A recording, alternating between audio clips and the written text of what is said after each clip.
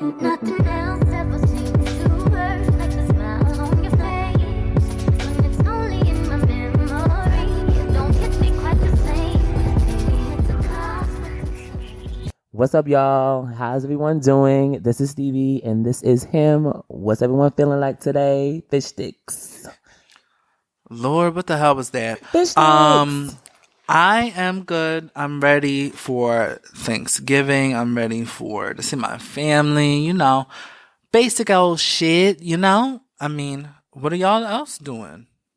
It's been a pretty cool week for me. Glad to be back into the studio, so to speak, LOL. And I'm happy to be recording. This morning was kind of crazy because y'all know what happened. So, my shit started off kind of rough early, but randomly saw someone that I used to date at the beginning of this year on the train, and I haven't spoken to him since. So that was a little rattling, so to speak. But bitch, I'm glad that's over and I'm done. But yeah, hey y'all. What's up, guys? I have literally just been sleeping and eating and chilling. That's pretty much all I do. So just I had a pretty good week though. Fairly productive in that I am preparing for my audition in January, and that's pretty much taken over my life. So it's pretty much the same as last time, guys. I'm just doing what I do.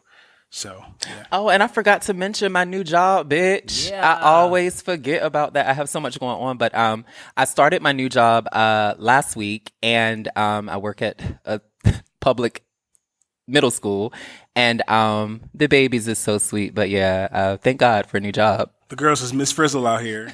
Very much. Out on that Magic School Bus. Well, Magic School Bus. That brings us in. Very true. I know. Look at me. I'm always quick and witted on my feet. But we got some commandments that I feel we all should follow. Yeah. That we should all take in consideration whenever we out and about, whatever we doing, how we our relationships. I think we should follow these 10 commandments. Destiny's Child had rules to live by. And I think that we, in coming up with our own rules to live by, we can bring this into a whole new generation. You know what I'm saying? It's been a while since Writers on the Wall has been released. Classic album, iconic album. And, we're paying homage to it in a way. And so hopefully you guys take in some of our commandments and start living them like we have been. But look, I love me some Destiny's Child. It's been 20 years since Writing on the Wall. And our first commandment is thou shalt protect your magic. Now, I know y'all are feeling, y'all got a seat at the table, you got Solange, because I remember that interlude with her and Kelly. So how do y'all protect your magic? Well, I think, firstly, this is the first commandment just because it's all about self-preservation, I think that anytime you are a person, you have to keep your personal well-being as priority number one, just because it's nobody else's responsibility to do so. And I think that sometimes when we're in spaces where we think that people are our friends or our lovers or they're our allies when they're really not, because they're putting their personal interests before yours. So it's always important to really protect your magic and to save some for yourself. No shade. I mean, I agree with that. But I feel like we all got to be selfish at some times. Mm-hmm. And I mean, we shouldn't fault others for being selfish. No. But I do want to protect my damn magic because I only let it go for a few people, and you surely won't be catching it or getting a taste of my magic. Right. Unless you show and you prove that you deserve a piece of that magic. I got the magic touch. Yup. Yo. I think that protecting your magic can take a lot of different forms. Your magic can take on the form of your love. It can take on the form of your happiness, sometimes even your anger. And protecting that from other people, for me, means that, not always letting somebody know that they're affecting you, not always letting somebody know that you're knocking you off your square. And also, it means that who you are and how you live your life and how you present yourself to the world is so important in that it is magical. And not everyone deserves to have that. So don't give it away too freely. I also think that protecting your magic, sometimes you got to protect it from yourself. It's, we tend to doubt ourselves and tell ourselves things that aren't necessarily true about ourselves, especially when we're feeling down. And sometimes you got to remind yourself that your magic is still there, and, get yourself pumped back up, so you can start doing your spells again, so to speak. Wow. So that's how I feel about protecting your magic. And there's certain ways that I know for myself that I protect myself and my magic. I know, like we talked about before, self-care things, but like meditation. I was off my rocker for a few days. I haven't meditated. I felt like I was just out of my mind and out of space, but I had to get back and center myself, and that's how I protect my magic. Because me not meditating, I could be a real bitch. And I know I'm a bitch, but meditation is like the door. I'm locking that door when I meditate. And when I don't, all hell breaks loose. I may curse a few of these members out and not mean it, but it's just I haven't locked that door. And that's how I essentially protect my magic. What are some ways that y'all protect y'all magic? Well, before we talk about what we do to protect our magic, I just want to talk about like being upset that I've given my magic away to some of the wrong people, and I regret it a lot. Like there's certain people that I've brought into my life, and I said to myself, I should have never allowed them to get some of my magic because my magic is special. You understand? And I just think about that so often. Like I need to just stop giving my magic away so freely. And you guys spoke about that, but I'm just like, just thinking about this topic right now, I just say to myself, Stephen, you should have never given your magic to certain people. And that changed a lot of things with me. Yeah, I think that I feel the same way. Like a few people that I've dated, I just feel so depleted after the situation was over. And when I say depleted, yeah, it may have not went the way that I want it to go. But at the same time, I think sometimes you can be in a situation, a friendship or whatever, even a job, you can be so depleted that you can't even really pick yourself up to move to the next step or to go to the next move. So I think some of the things that how I like preserve my personal magic is I'm learning to build my patience and not be so irrational and not be so like sporadic. But that's just me. I'm a spontaneous person, but just learning to like listen to my inner voice, because sometimes we pay the fuck out of our intuition, and it's just like, bitch, now God is telling you to do something, or your inner self is telling you to do something, so why not follow that voice? So I guess more so how I preserve my self magic is just like relying on who I am as a person, because I've done a lot of work to get to where I am now, and to more or less not like listen to just that wisdom that we have inside us is it's a disadvantage. Yeah, I mean, we gotta listen to yourself the best, and you have to listen to yourself in order to succeed. Because if you don't listen to yourself, I mean, you out here doing reckless shit just for the hell of it. Yeah. And that also takes us to our second commandment, which is thou shalt be honest. You need to be honest with yourself first. Yeah. Because I know, like I was honest earlier, I'm a bitch. I get it. But I need to know that I got to take steps to control that. And that's me being honest with myself. And I'm also not afraid to be honest with other people. I think we need to stop being afraid of being honest because it makes us look like a bitch or we're being just rude. No, I'm telling you how I want it, because let me be clear here. I'm not going to just go by and do anything just to make somebody happy, because in the end, it only hurts me. And I'm just not for it, and I'm not here for that. So for me, I'm always going to be honest. This is like my favorite commandment because, look, if you're not honest with me, I can't be honest with you. And I don't want to have that relationship if we can't be honest. Go off, Trey. I think that 100% honesty is the fuck difficult to maintain, both with yourself and with other people. We talk a big game about being honest and, always saying how it is that you feel or, what have you. But I think that takes a malicious turn more times than it doesn't. And you want to be careful to not let your honesty become cruelty. Because, you can disguise it as, I'm just telling it like it is. I'm just being honest, but really you're just being an asshole. And, so you have to be careful with that. But I think that just in general, we have been conditioned to tell white lies, to make others feel better or ourselves. Yeah. And, we need to unlearn that. That's definitely a thing we need to unlearn. But be careful with it because you don't want to be walking around, with absolutely no filter whatsoever and just saying anything out of your mouth, under the pretense of being honest. Be careful. I think this is a good commandment, but because I think we do need to be honest with ourselves and with other people, but approach it with maybe not so much of a reckless abandon. You want to be careful what you say, to yourself, foremost, but also to other people. So it's definitely something that I'm, learning. So, yeah. I think some people use honesty to not even think about the person they're trying to hurt. I don't mean to say honesty. I want to say the white lie part.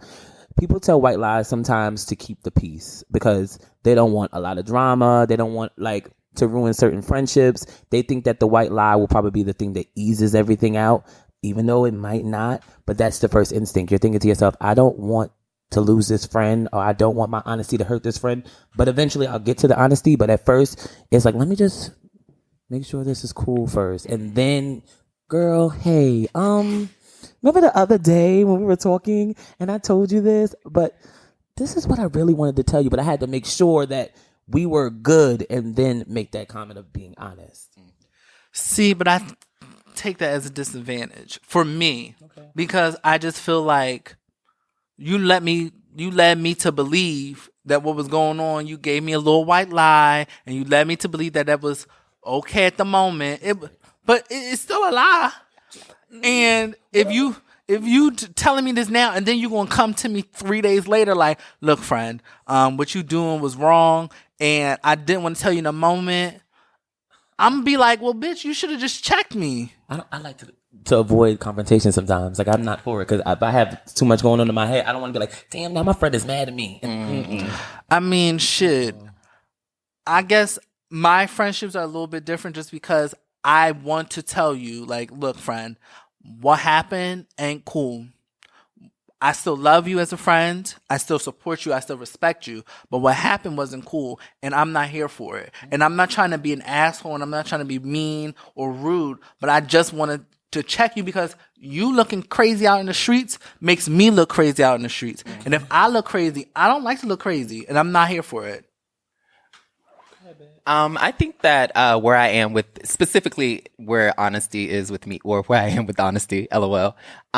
We talked about me being in therapy and about how just my issues were connected to what other people thought about me. And I think that with me being honest with people that are around me, it's more so I have no problem with being honest. It's just that who do I become when I am honest with those people, I think that from this show, people, y'all know me and y'all know that I'm a very sweet person, very loving person, but y'all also know my tongue and what I can give. And when I step into that space, and when I am that person, it's I don't want to be the bad guy, so to speak. And I think that that's where I have a problem with being honest. But on the other hand, let me tell you that I'm about to say this.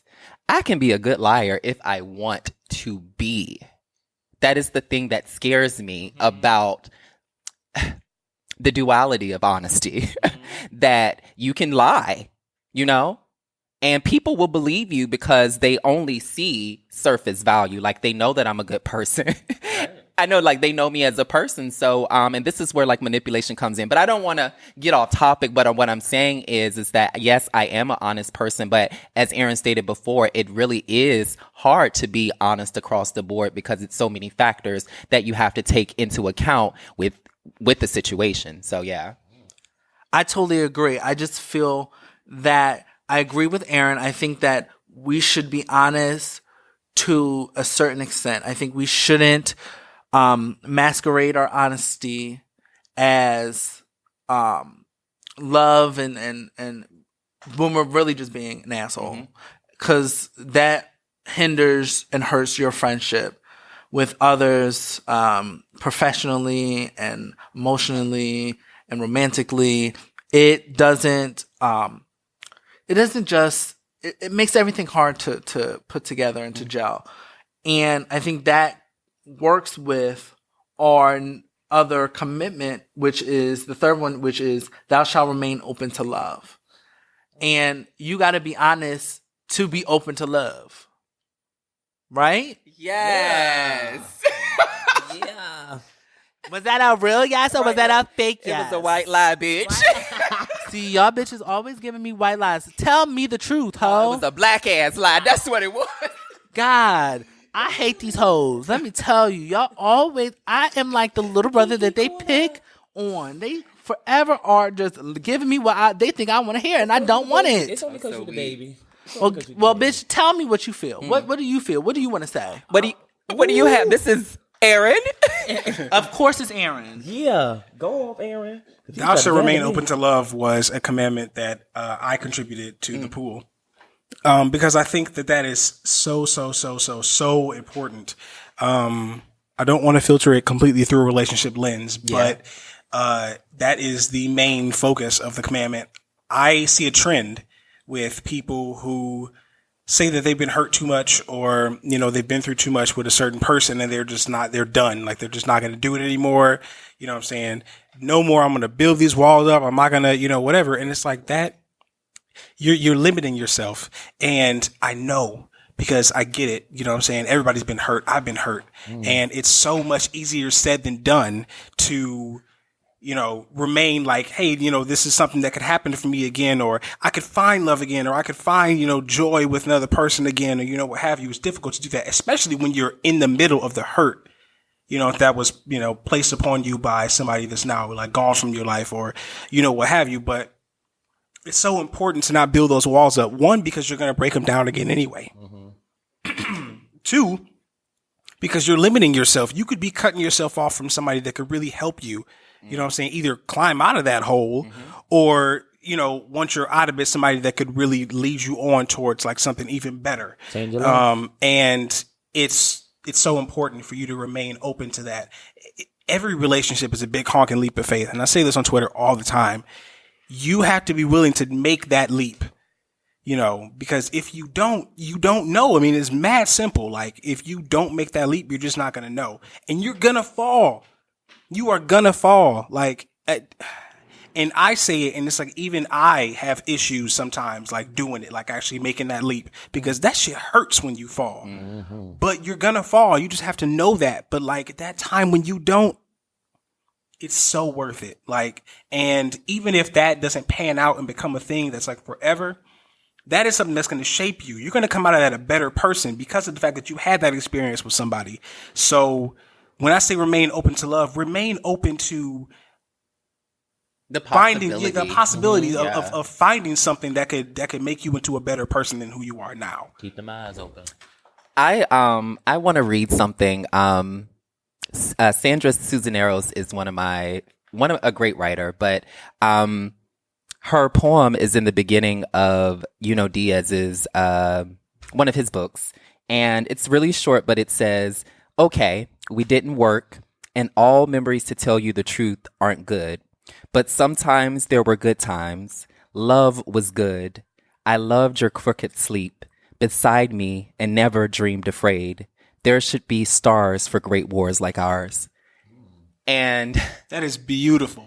Literally, that's how I feel about love. Like, don't get me wrong. Y'all know I love black men. Like, I love to date. I love to have sex. I love everything about a black man. But a lot of things that are attached to just dating is just mistakes. You fall, you hurt.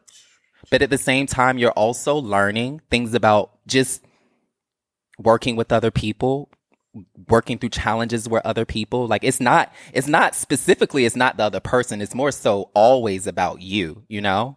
And I think I've been living in New York City for a little over 2 years, and bitch, these last 2 years have been so pivotal to my existence that I'm scared of the person I would be if I wouldn't have moved to New York City. You know, like, who would I be? But I'm always down to, you know, like, fall in love. I like recently met this, at first I was like, oh, I'm not going to do the dating thing. I've been kind of like avoiding men. But then I was just like, no, you know what, bitch? You are just too beautiful of a person to hoard yourself from other people, you know? And I recently like met a doctor, and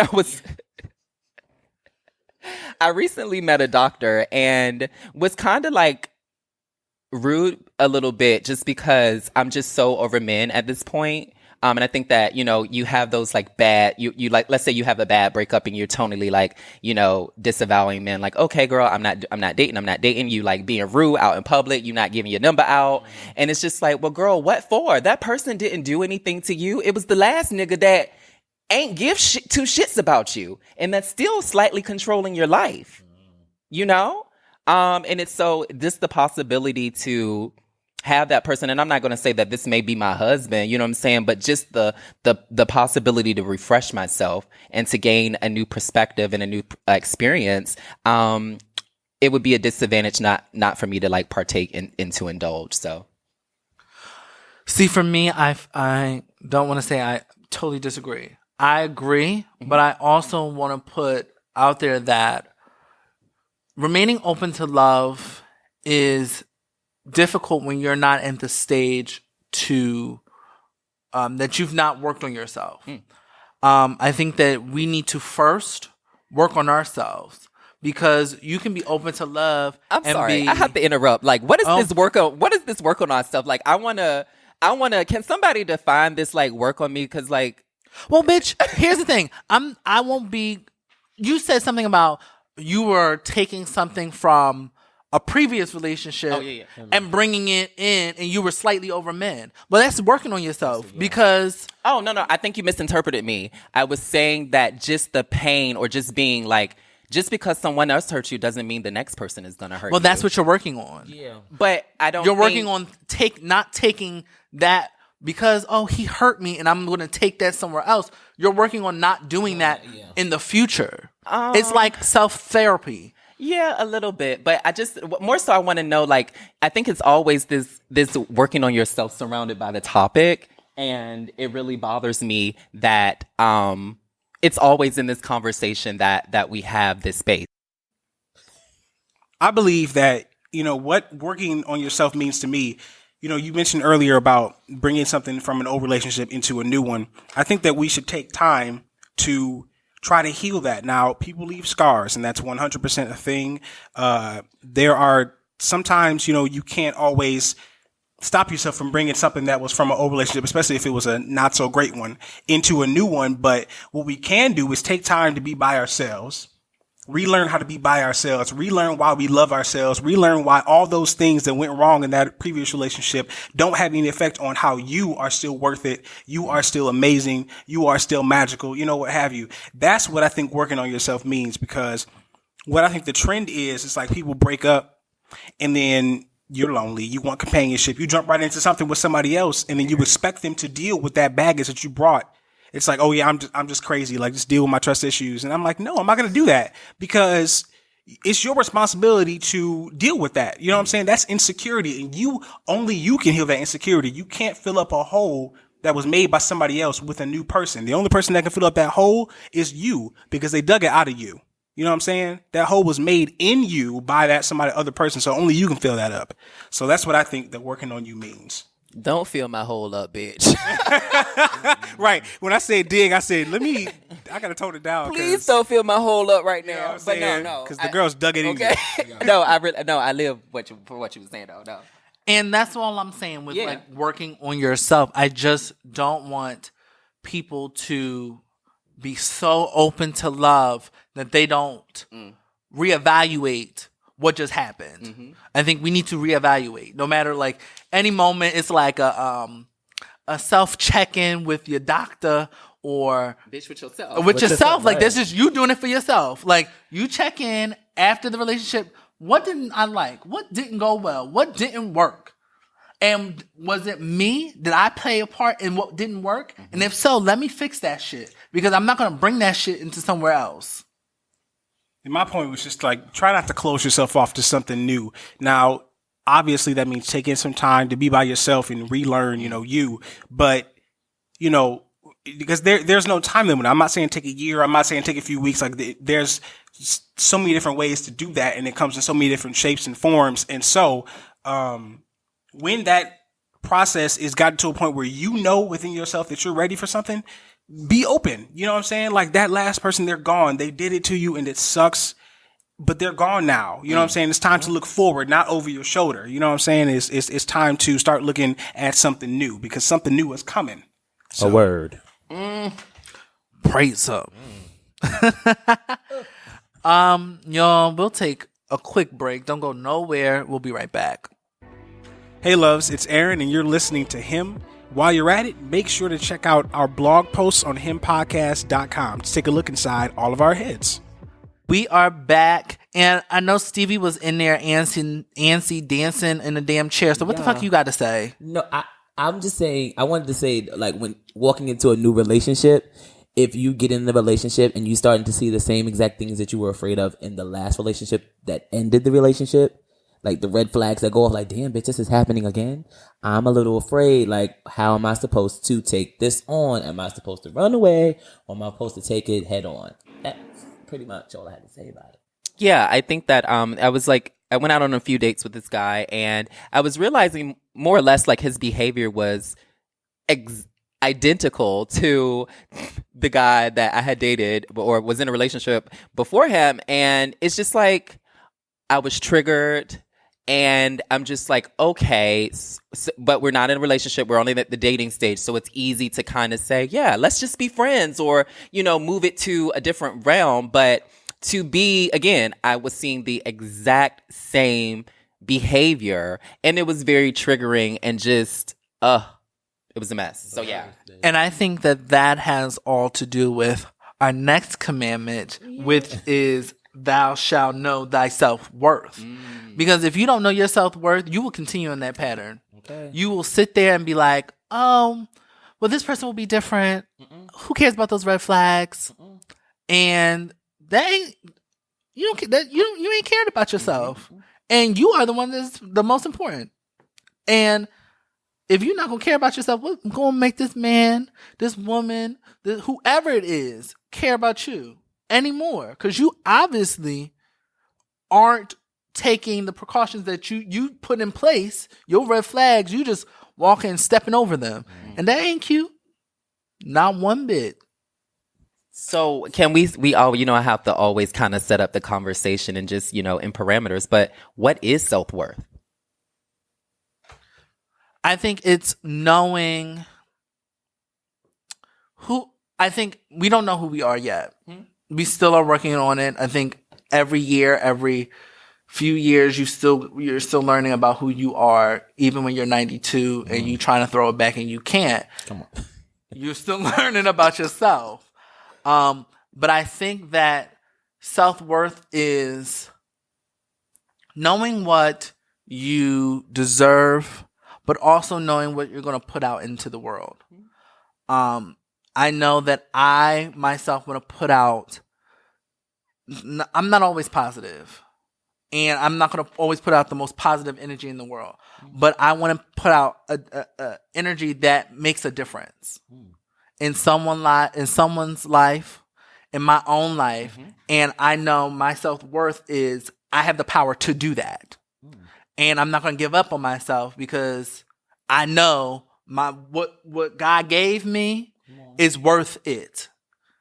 And so when my self-worth, I know that you're not going to treat me like I don't have the power to do any of those things I said. I don't have the power to love myself. I don't have the power to see the good in other people. I don't have the power to be myself. So for me, self-worth is that. I don't want to dominate the conversation, but what is it for y'all? Like, do y'all have a different idea of what self-worth is?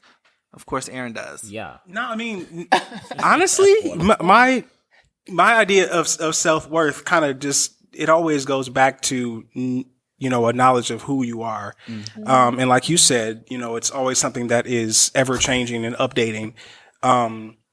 I always say that I had an advantage in being in the Navy because we went on like 6-month deployments. And in that time, you are forced to face yourself. There's a lot of alone time. There are times you go out on the catwalk and you're in the middle of the ocean and it's pitch black outside. All you hear is waves. You feel very, very, very small. And it gets you introspective. You start thinking inward, you know what I'm saying? And I have an advantage, I think, in that because it forced me to face me. I didn't have that many distractions. I couldn't, you know, say, oh, I'm going to do this to take my mind off of, you know, what have you. Now, I do have one question, though. When you were out there feeling small in the ocean, did TLC Waterfall start playing? All right, girl. No, but that's serious. I mean, that is like something that really should play. Like, it would be cinematic. Like, you could feel it. Don't go. That was the question you had? Like, Yeah, I was trying it to was figure out what was I'm your... here for a little bit, bitch. Continue, Eric, because you were on. I was feeling you. Well, Pull you me know, back in. I'm sorry, y'all. Because Like, I was on a tangent, and I'm looking at him like he had a question. Yeah, and I this thought it was is your something question, serious. girl? Yes, it was a cute question. Keep it Shush. going now. What was I even? No, I think that not everybody has like the opportunity to go out to sea for 6 months. But I think that just I keep saying it, but just take time to yourself. Because when you're by yourself, you learn, you know, things about yourself. A lot about yourself. You know what I'm saying? Yeah. And not to say that spending time with your loved ones or your friends or, you know, whatever is a distraction that should be eradicated. I'm not saying that so much as, you know, capitalize on time for yourself because that's just as important as spending time with friends and family and such. To bring it back to self-worth, I think that once you know who you are in that moment, because that, you know, it's widely known that it's ever changing and updating. But once you get there or to a point where you're like, okay, I kind of, you know, I know where I'm at right now, then you're able to, you know, take the transition to like, okay, now that I know who I am, I know what I can give. And from there, you determine what your worth is. You know what I'm saying? Once you know that what you're putting out and what you're putting out in the world and the person that you are and who you're bringing to the table and, you know, what have you, then you know what your worth is. And then from there, you can know what bullshit you're not going to take. So I just want to say that how I differentiate between, because self-worth and your magic can be kind of the same thing. But for me, like your personal magic is like your spirituality. And for me, my self-worth is my perspective on myself, but unadulterated by other people's opinions. So again, like your self-worth is what you think about yourself specifically, you know? And I think that where my self-worth gets fucked up is when I start diluting it with other people's opinions and whatnot. So that's, as a man now that I'm 28, I'm starting to understand that. And I'm starting to separate my spiritual self from my physical self being on this earth, because we have certain responsibilities to fulfill as a human. And then we have certain responsibilities to fulfill as a spiritual being, you know? So that's all I have to say about that. Stevie, hello. Yeah. Bitch, you always coming for me, girl. Yes, because you be sitting here licking your lips, touching your... Damn, bitch, I was trying to gather my thought a little bit. Dang, girl. You got a It date ain't or on something point. afterwards? No, like, girl, I'm let me going tell home. you. But anywho, no, what I was going to say was certain times is people paint like different pictures of the person that they're looking at. Like me personally, I think people have painted a picture on Twitter. I just want to talk about that. Like that I am like completely driven on sex and like everything I post is about sex. Now I've started to try to get away from that, and even me doing that hasn't really got as much focus as the sex part. And I think people have already like painted a picture like Stevie's all about sex until they meet me. I'm completely different from what I give on Twitter. Not to say that that's not me, because everyone loves sex, but that's not all me. And I think that's people's main focus. Like I was tweeting a whole bunch of stuff that was like different from what I'm used to tweeting, and then it was like getting no attention. But as soon as I put something up that's like sexually driven, everyone's on it like, ooh, retweet. Like, I'm more than that. I just want to say that and put that out there. And can we also, this is so random, I totally agree, but can we just also just hint on how social media doesn't recognize change? So it's really hard to grow, because social media is so important in our day and age that it's really hard to make changes in your personal life when you also are on social media very visibly, you know? And I think that sometimes social media affects our personal life adversely. So I don't know. I just wanted to kind of throw that in the air, because I think we're all on our personal journeys to change. Right. And I think sometimes social media can have an adverse effect on that change. But I believe that it's how much you allow social media to have an effect, just because I know for me, I'm not visibly on Twitter. So that has no effect. Like I could go 2 weeks without tweeting a damn thing. Well, now I can't because I got this show and y'all got to listen to me. No, listen. But before I could, and I wouldn't have an effect, and it wouldn't change, it wouldn't hinder my growth or change. But I think the more it is, I do agree that the more visibly you are on Twitter or Instagram, or the more active you are, it's the harder it is for you to grow, because people are still looking at tweets don't die. Yeah. And I think that goes with our next commandment. Push, bitch. Yes, bitch. Number 5. Yeah. Commandment number 5, which is thou shalt not be petty. Now, I can't do it. Petty Parker here is speaking. Girl, y'all Dance Banji. Yes. Petty Parker is here. And I am retiring that phrase. That phrase is dead and gone, because I am trying to not be petty no more. Girl. I know that I have a petty spirit deep down, a petty mongrel, a little petty smurf maybe, that's behind in my shadows. But I don't want to be like that no more. I think we should grow. And I think with growth and with understanding your self-worth, you should no longer have those negative, petty thoughts. Sometimes associated. They don't go anywhere, though. Sometimes they stay around forever. Because sometimes you just don't want to be petty, but bitch, somebody will bring that shit out of you. I promise. Plenty of girls have done that to me, and I'm just like, girl, I'm not trying to be that bitch, but I can be that bitch. I'm not. I think that the petty trend needs to die. I don't like it. I think people are just they're so obsessed with declaring themselves, oh, I'm petty. Is anyone else petty like me? I do petty things. I'm a petty bitch. And it's like, yo, like that's not necessary to, petty. And I'm not like, you could say whatever you want to say, dog. Like I'm not trying to limit your speech. I'm just saying that it's unattractive for you to constantly, and in everything that you do and say, has like an undertone of like hashtag petty on the end. Like, guess what petty thing I did today, y'all? And it's like, yo, you look real dumb. At least to me. Like, I mean, I can only speak for myself, but I just feel like that's real stupid. Now, petty in and of itself is not a thing that will ever die. I've been petty, and I think we all have, and we all, do petty things and have petty thoughts and, what have you, but it's become such a buzzword. People love to say it all the time. You know what I'm saying? Like, people, like, they define their lives by being petty. Like, oh, yeah, girl, me, girl, I'm the petty friend. And it's like, yo, like, cut that shit out. Like, that shit is whack. Like, grow up. Like, that's how I feel about it. I think that it's so funny because when I was on the train today and that whole situation happened, I was on the phone with my homegirl and she's just like, well, girl, are you going to go speak? Are you going to be petty?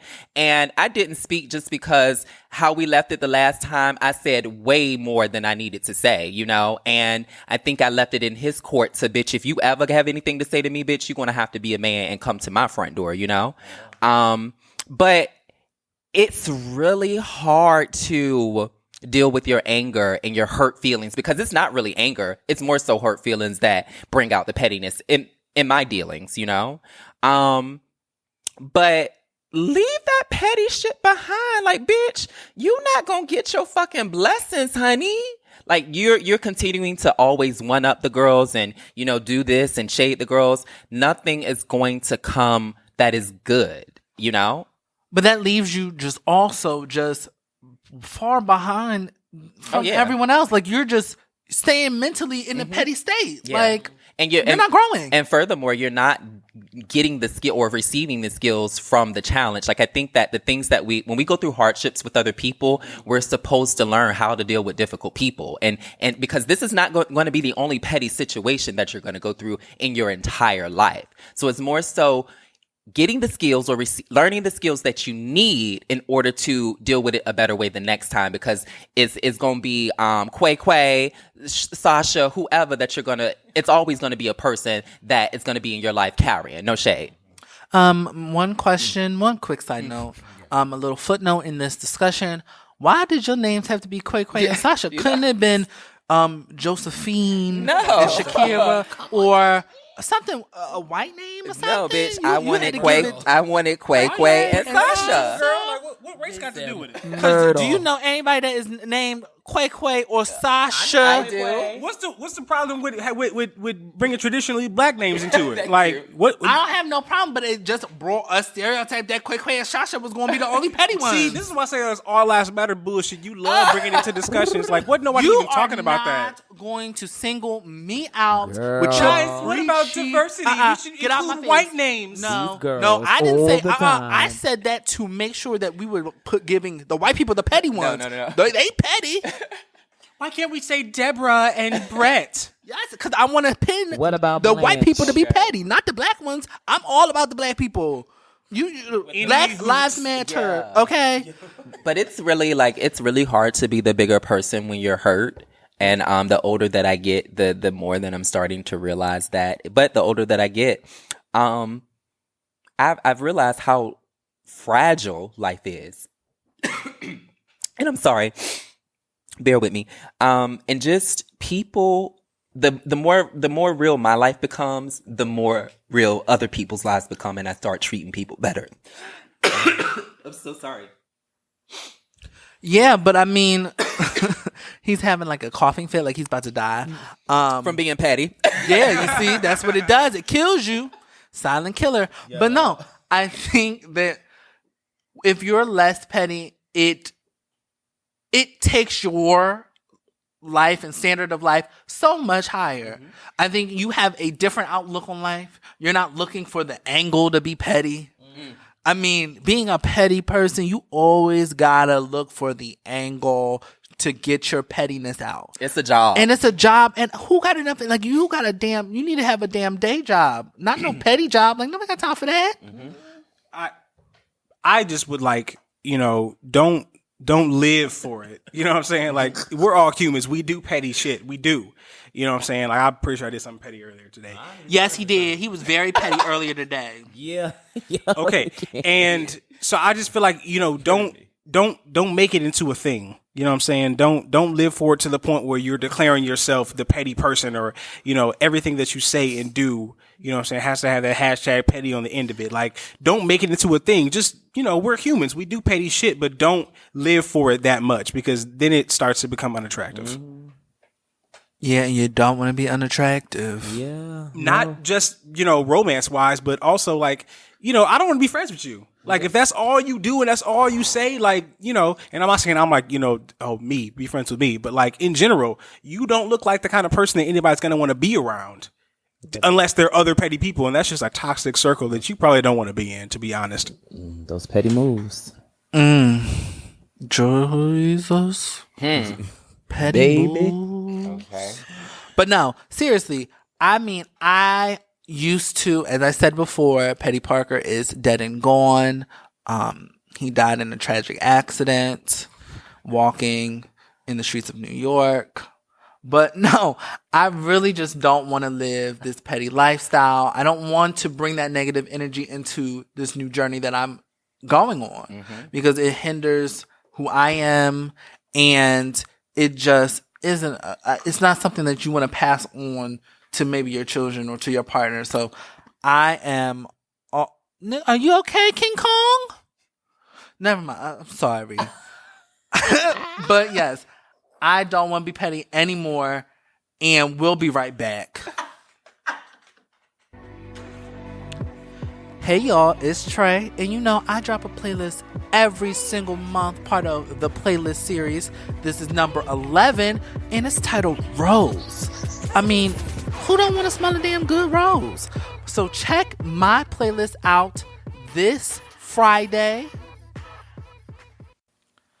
Hey y'all, we are back. We're a little bit more mild-mannered, no more beating on our chests and things of that nature.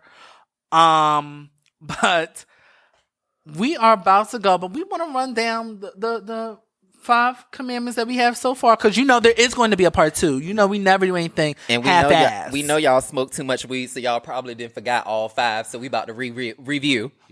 Here's a review. Commandment number 1: thou shalt protect your magic. Commandment number 2: thou shalt be honest. Commandment number 3: thou shalt remain open to love. Commandment number 4: thou shalt know thy self-worth. And commandment number 5: thou shalt not be petty. And for you petty bitches out there, make sure you check out the 10 Commandments Part 2.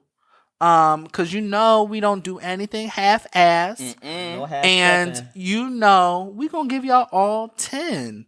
Okay, so keep it right here and check us out next Wednesday. See ya.